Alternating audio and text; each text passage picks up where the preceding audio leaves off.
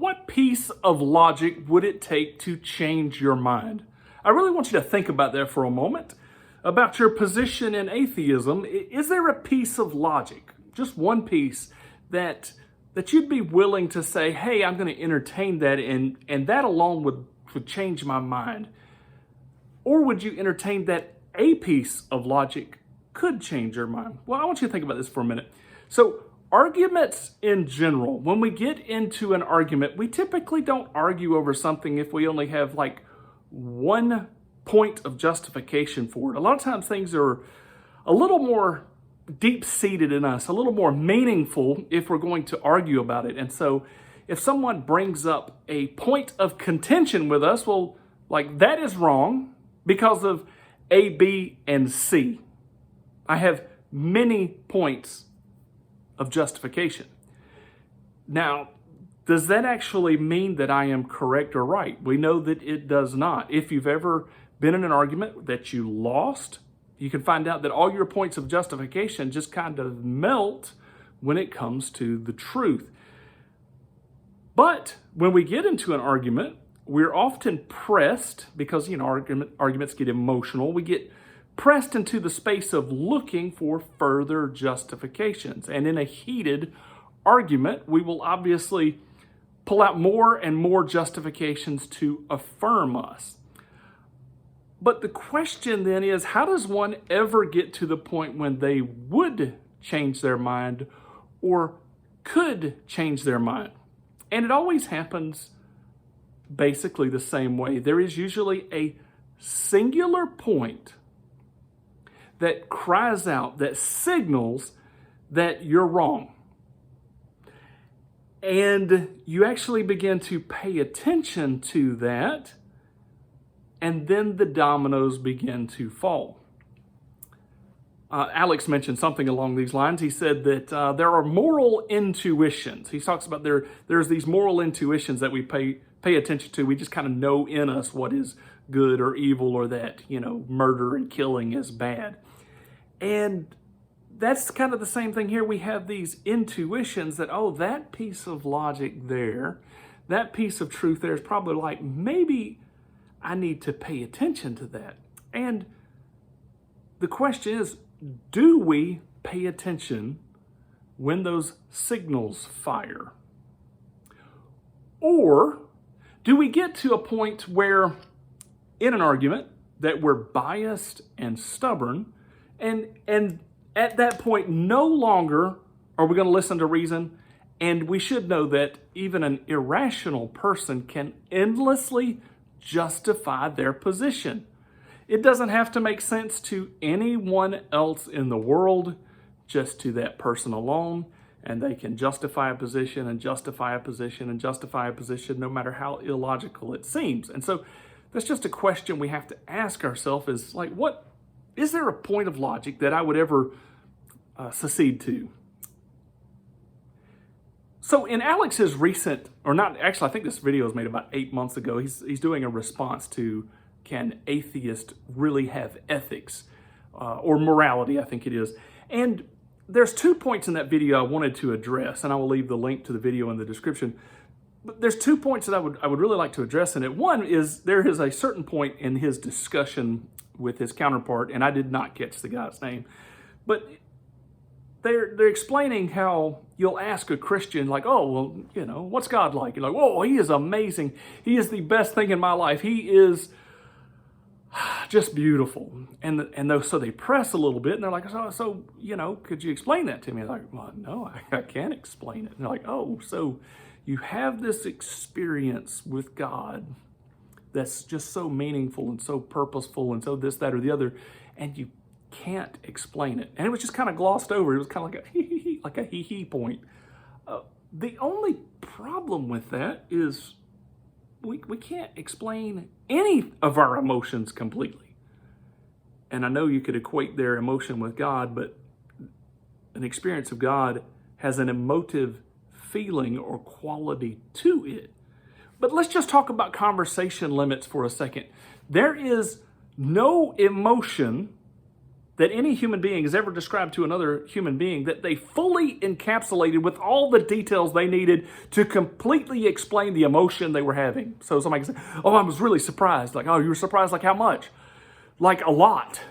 Oh, how much? Were you like in shock? Yeah, I was shocked. Well, how much shock? Well, did you feel like bubbles? Did you feel like you were floating? I don't know. I don't know how to explain it.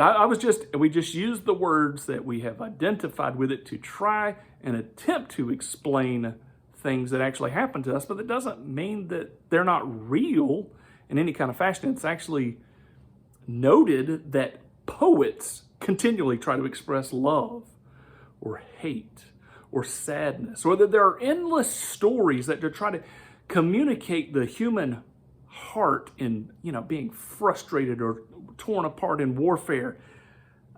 And we endlessly try to create new scenarios to explain those deeper recesses of who we are. And we create music to try to, express how we're feeling inside. So also, no word carries the fullest sense of the meaning itself of a person. So even if a person could completely put in the words that maybe an atheist demanded for the experience of God, all of those words have degrees and variations even between the user and the listener, and they're not going to carry the completeness of the meaning, but they carry enough of the idea that we actually get it. This is one reason why I think that words are or not words, but the meaning of the words are in spiritual realms, is because somehow or another I will say a word and you hear the word and you associate that, and there's nuances in there that, like, we know the boundaries of it without even knowing what the boundaries really are. It's like me saying dog right now. You have a generalized idea of what a dog is, but do you know exactly what a dog is? But yet you know what a dog is. So to discount Christianity or an experience with God as not being real because we can't fully explain it is a little irrational, since that's the way we accept all of our other conversation, and that's even how we accept somebody's intellectual thought. They give us the thoughts. They don't give us the totality of the thought, but they give enough of it that we think that we get the thought. Well, the second thing that I wanted to address was that, let me move that camera there for a second.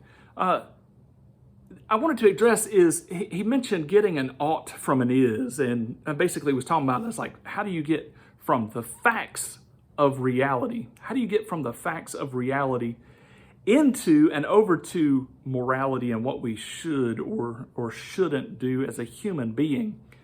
And Alex said that he was actually challenged recently. I think it was in a debate, and somebody brought it, well, we can't get ought from an is, but does an is carry an ought? And he said, I think it might have some context there. I think it might in some way imply the other.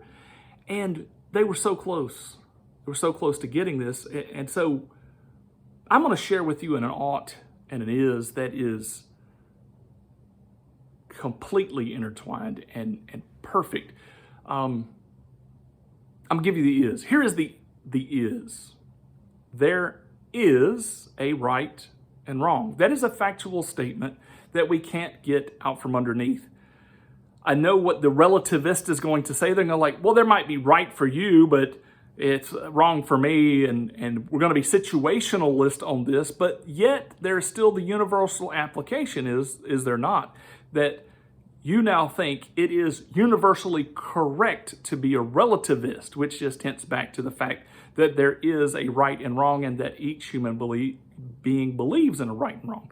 And whereas like an atheist can kind of squirm a little bit and say, I'm not really an atheist. I don't say there is no God. I'm more of an agnostic. I don't know if there's a God. If somebody says, I don't know if there's a right and wrong, we know they're being deceptive, because everybody knows about right and wrong. And if you get into a conversation with them or you live with them, at some point you're going to cross the boundaries, and they will let you know that you have done wrong against them, which reiterates that there is a right and wrong. So we cannot get out from under the factual reality of there being a right and wrong. Along with this, there is or tied to it, there's the concept of consciousness. And I know that Alex has jumped in, at least admits that this is somewhat of a mysterious item. But consciousness, it has been expressed in this way: I think, therefore I am. And how many centuries did it take us to get to I think, therefore I am? That's kind of gives me something, and I like to play with this and say, I think that I think, therefore I might be. Because, that's the way a lot of atheists seem to approach these things. But consciousness is something that we experience independently, but I assume that you are experiencing consciousness as well. And I think I have good reasons to believe that, but can I prove this? No. And what I think that is very, very fascinating with the scriptures is that the first time that God's name is revealed, the very first time that God's name is revealed, what does he say his name is? Moses at the burning bush gets some commands, and he's told to go set God's people free. And he's like, well, who should I tell them is sending me? He says, oh, tell them I am is sending you. I am? He jumps immediately to the statement of broadcast factuality that God is, or I am conscious, or maybe I am consciousness universal, if you want to state it in that fashion. And I hear people all the time talking about how inferior the laws of the Old Testament are, and shellfish and double fabric clothing, and so it makes if the cavemen are writing these stories and making this stuff up, then how did Moses come up with such a profound statement going straight to consciousness? And the reason I mention it along those lines is it is a statement of consciousness, but it's also a statement of factuality. It's as factual of a broadcast statement is as there is right and wrong. It's as factual. But Jesus actually tied it together even better than that. He said, I am the truth. So if we go back to there is a right and wrong,